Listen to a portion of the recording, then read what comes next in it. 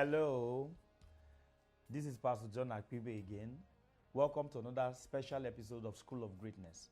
Now, we started a series on emotional intelligence, or in some cases, we can call it emotional management.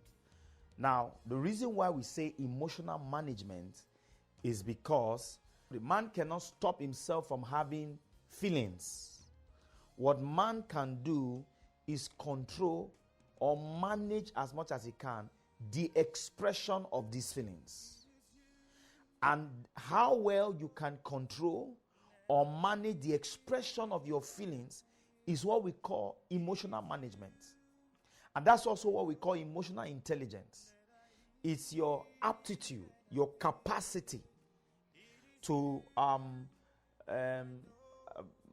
the kind of self-control that is required, so that when you are expressing your emotions, it will not be at anything that will be detrimental to your relationship with God or your general impression, the impressions you give to others, and that will affect how they relate with you.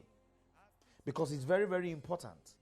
Your emotions is what defines your world of relationships. You cannot talk about relationships without talking about emotions. Whether it's relationship with God or it's relationship with others, your emotions play a vital role. The message you communicate with your emotions has greater impression, even in most cases, than just words or words that are spoken that are dry of emotions. Actions that are dry of emotions. Now, I said something in a previous episode. I said emotions are expressions of feelings. And our feelings are generated from hormones. Feelings are generated from our relational disposition. And feelings are generated from the physical realm, or our physical contact, or the messages that we get from our five senses. Now, I also mentioned something. I said we also generate thoughts. Thoughts serve as fuel for these feelings. And it is the intensity of those thoughts that will also determine the aggressiveness of our emotions. How emotionally aggressive you are. In other words, the intensity with which you express your feelings is directly proportional to the fervency and the intensity of those feelings. And that situation is fueled by your thoughts. Now, all these activities are happening in the realm of your soul. Is somebody getting what I'm saying? Because the emotions, they thrive and they operate in the realm of the soul. Now, you must understand that the soul is directly connected to the spirit. The soul and the spirit are quite inseparable, especially from the conception of man. The soul and the spirit are inseparable.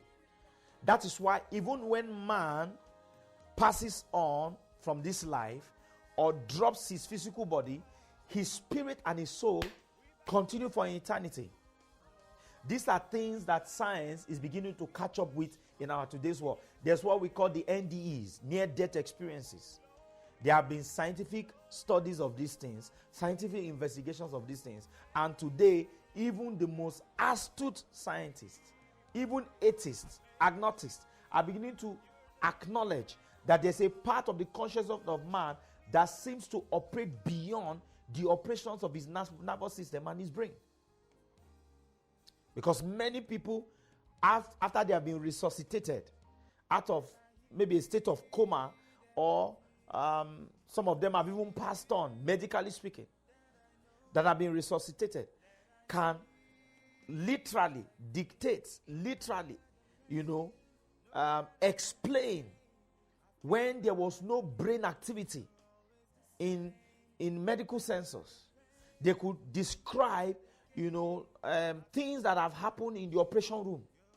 They have even helped doctors, nurses, and the medical personnel that were handling their cases to locate certain things that they had misplaced.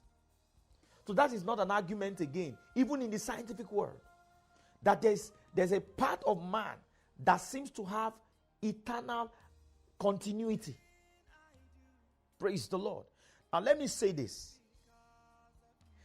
that because the soul of man has an eternal connection with the spirit of man,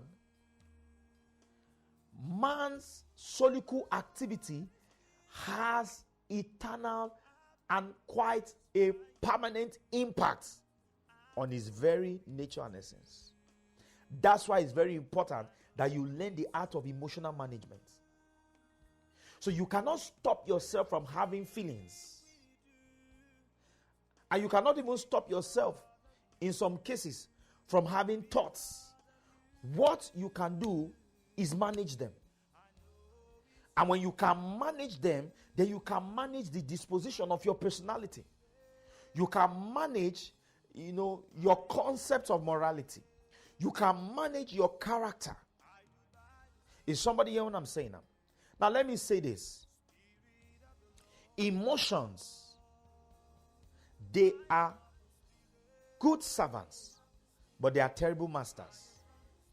In other words, if your emotions master you, the likelihood is that you are going to make decisions that are going to have a negative impact in your life and in your destiny. Are you hearing what I'm saying now? If your emotions become your master, if your emotions are the one that dictate your direction in life, we have gone through a generation that says, do what you feel. Allow yourself to experience how you feel to its fullness. No. Feelings should only be experienced in their fullness in the context that can accommodate them. Is somebody hearing what I'm saying now? I tell people, I say emotions is like fire. You can cook with fire. There are so many good things you can do with it. But only when you confine it to the environment that it can be managed. If you allow fire to do what it wants, it will end up causing a lot of destruction. The same thing with water. You drink water, you take your bath with water, you cook with water. It has all these great blessings. But only when you use water and you manage it within the environment that it can be beneficial. When you go outside that environment, for instance, if you want to breathe underwater, you are already preparing your death. That's how emotions are.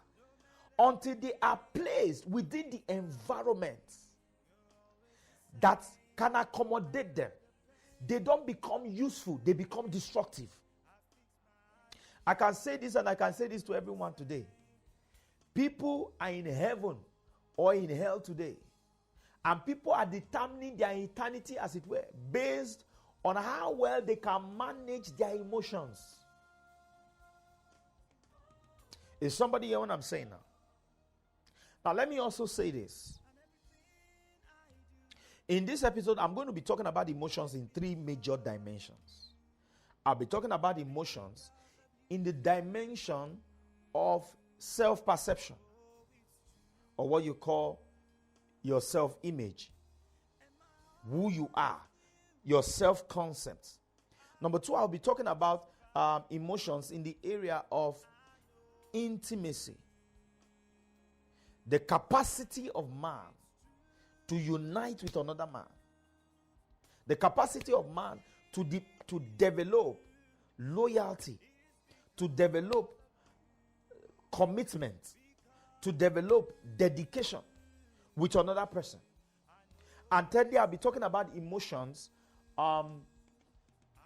in the area of general motivation, activity, professionalism, and otherwise. So I'll be talking about emotions in these three ways. And I believe that by the time we're running up these teachings, your understanding of the emotional realm would have blossomed to the point where you can be a blessing. See you in the next episode. God bless you.